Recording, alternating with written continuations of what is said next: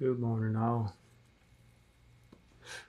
Um, I don't know how y'all read y'all's proverbs.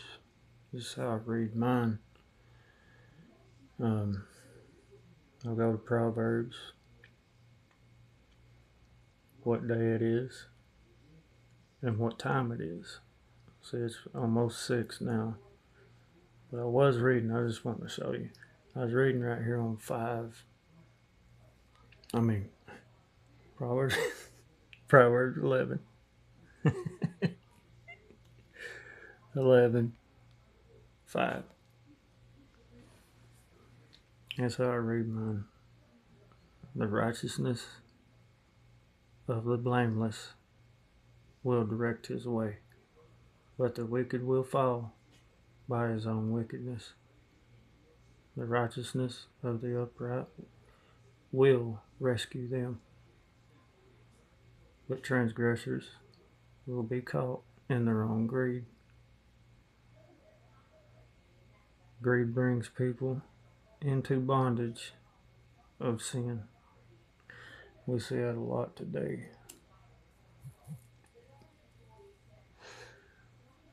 And we see that a lot today. And when a wicked man dies, his expectations perishes, and the hope of unjust men also perish.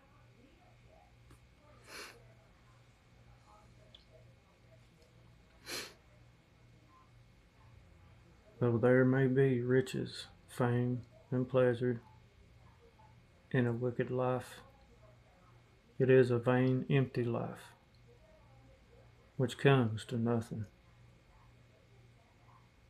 The righteous is rescued from trouble, and the wicked meets it instead.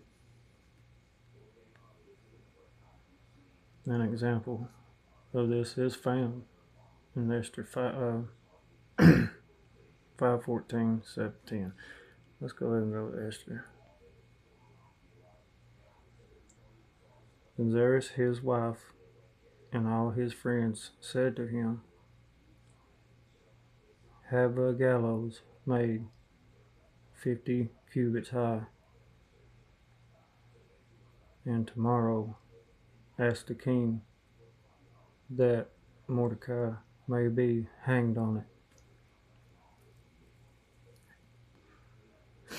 Then go happily with the king to the banquet. And the thing pleased Haman, and he had the gallows made. See that little white book?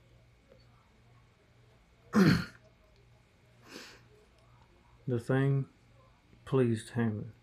He delighted in thoughts of murder and revenge. The things in which a person delights also reveals his character and the course of his life. Compare Psalms 37:4. Delight yourself in the Lord, and he will give you the desires of your heart.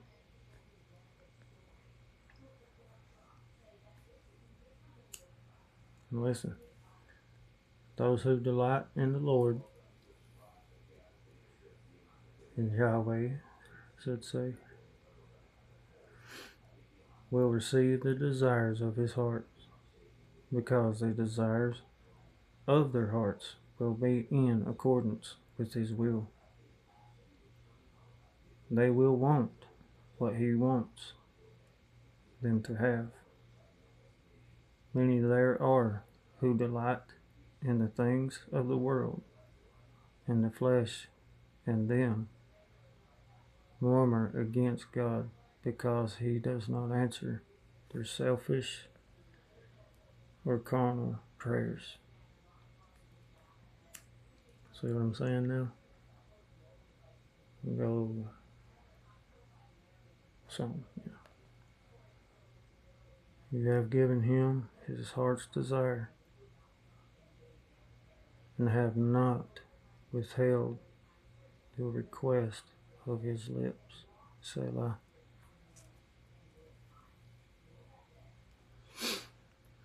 And that red book is more comparisons here. Let's go to Psalms again. May he grant you according to the desires of his heart, and fulfill all your purpose. He will rejoice in your salvation and in the name of our God. He will set up our banners. May the Lord fulfill all your petitions.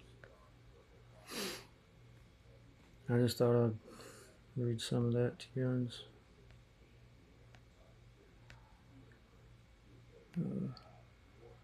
Give me just a second.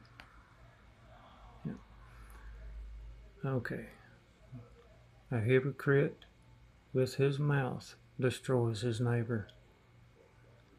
Now, neighbor, it's not saying, well, it is saying your neighbor, like living beside you. Your neighbor is everybody that you walk around, where you go, that's your neighbor. It's everybody. Alright, let's see. Slander is a very evil thing. It is an attempt to destroy the name, reputation, and usefulness of another person. When it goes well with the righteous, the city rejoices, and when the wicked perish, there is joyful shouting. But the blessing of the upright is the city is exalted, lifted up. Exalted means lifted up. But it is overthrown by the mouth of the wicked, as we see today. Have been for a very long time.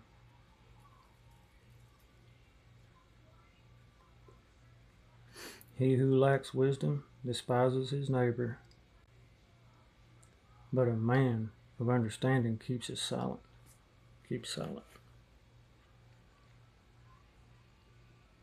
A talebearer reveals the secrets, that he who is trustworthy counsels a matter. Where there is no counsel, the people fall, but having many counselors promotes safety. He who puts up security for a stranger will suffer for it, but he who hates putting up security is safe. Hold on.